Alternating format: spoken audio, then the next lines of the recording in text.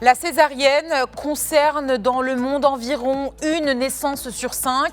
Elle n'est plus une exception et au Maroc, la tendance est particulièrement marquée dans le secteur libéral. Selon les données de la SCNOPS citées dans notre dossier, le taux de césarienne y est passé de 35% en 2006 à 61% en 2017.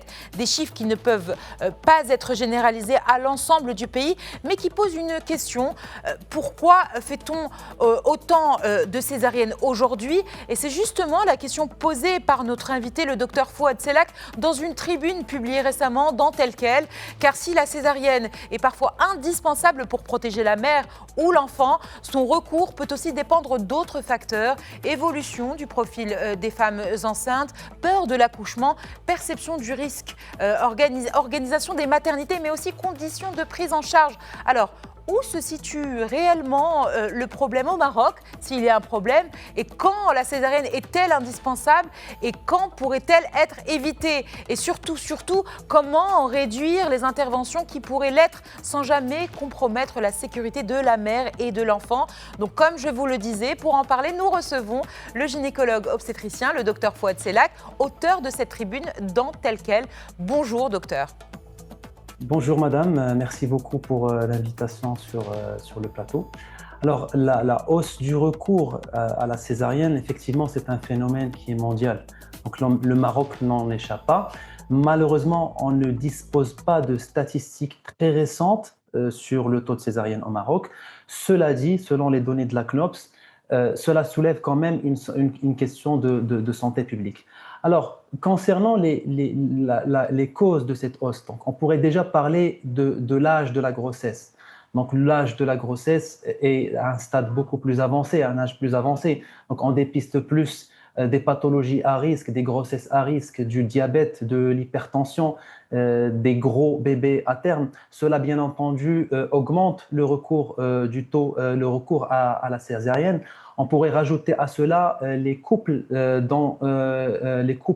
qui passent par des parcours de procréation médicalement assistée, c'est-à-dire les couples infertiles, les couples qui bénéficient d'une fécondation in vitro, ils sont demandeurs d'une césarienne programmée. Donc il faut parfois aussi également respecter le choix du couple et de la parturiente. Très bien.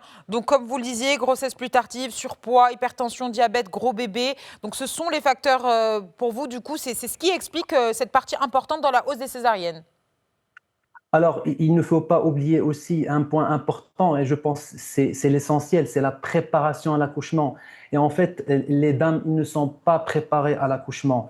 Les dames, ils entendent parler que l'accouchement par voie basse via les collègues, la famille, les amis, que l'accouchement par voie basse prédispose à des déchirures périnéales, que l'accouchement par voie basse provoque des incontinences urinaires, que l'accouchement par voie basse est très douloureux, que ça provoque de la laxité vaginale, que ça provoque également des problèmes de santé sexuelle.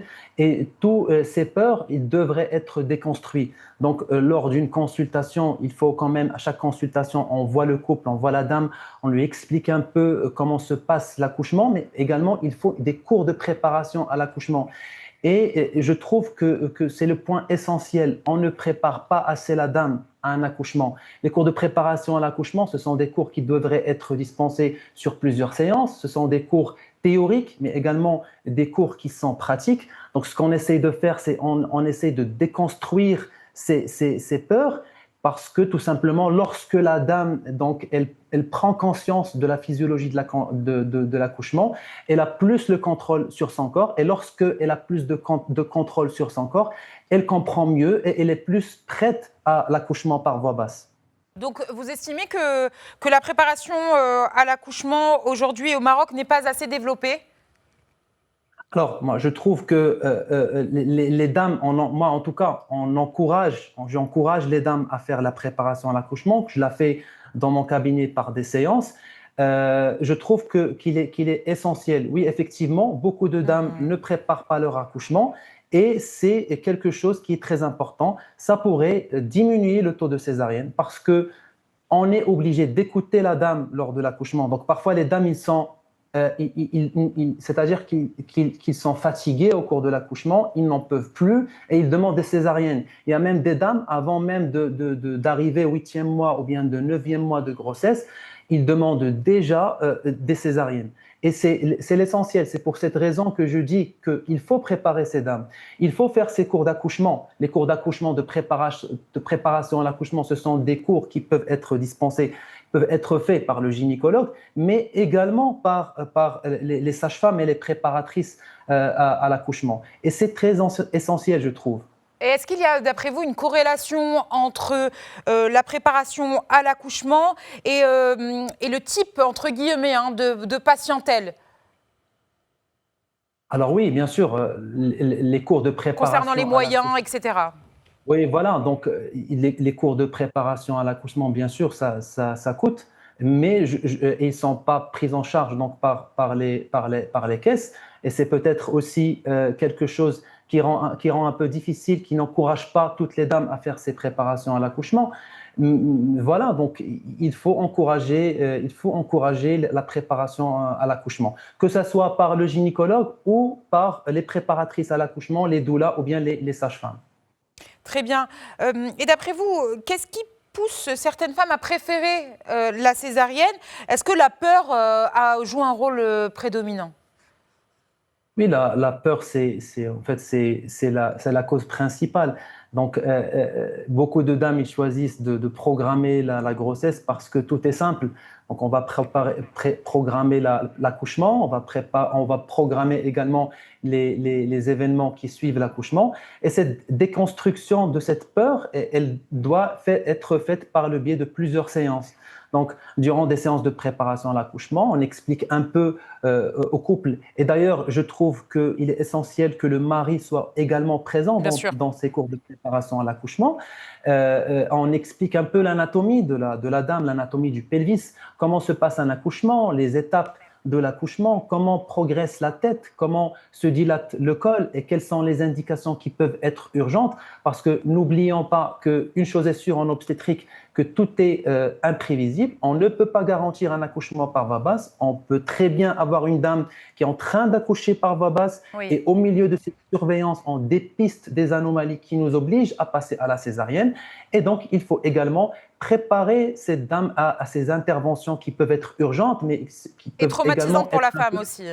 Exactement, ils Oui. peuvent être un petit peu traumatisantes pour la dame. C'est pour cette raison qu'il faut vraiment en parler durant toutes les consultations, qu'il faut en parler durant ces séances de préparation à l'accouchement. Ça permet que la dame vive un accouchement beaucoup plus serein, d'accord? Et elle sera encouragée encore après les grossesses à accoucher par voie basse.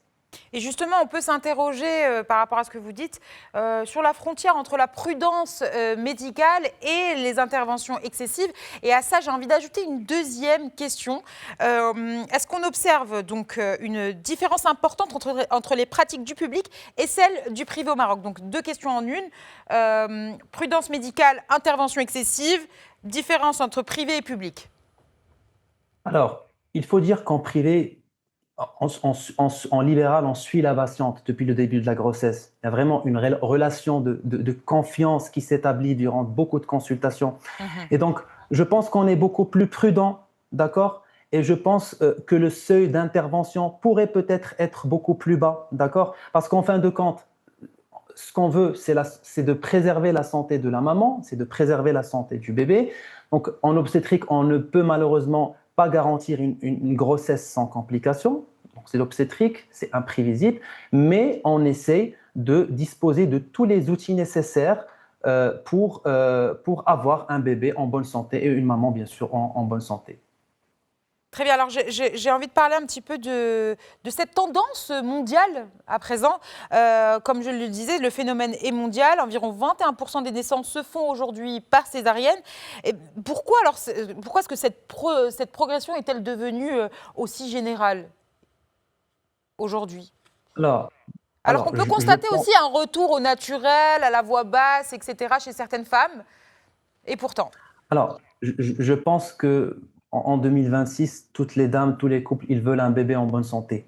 Donc, on est en train voilà, on a la surveillance de la grossesse, On veut, en fin de compte, le résultat, c'est d'avoir un bébé en bonne santé et une maman en bonne santé.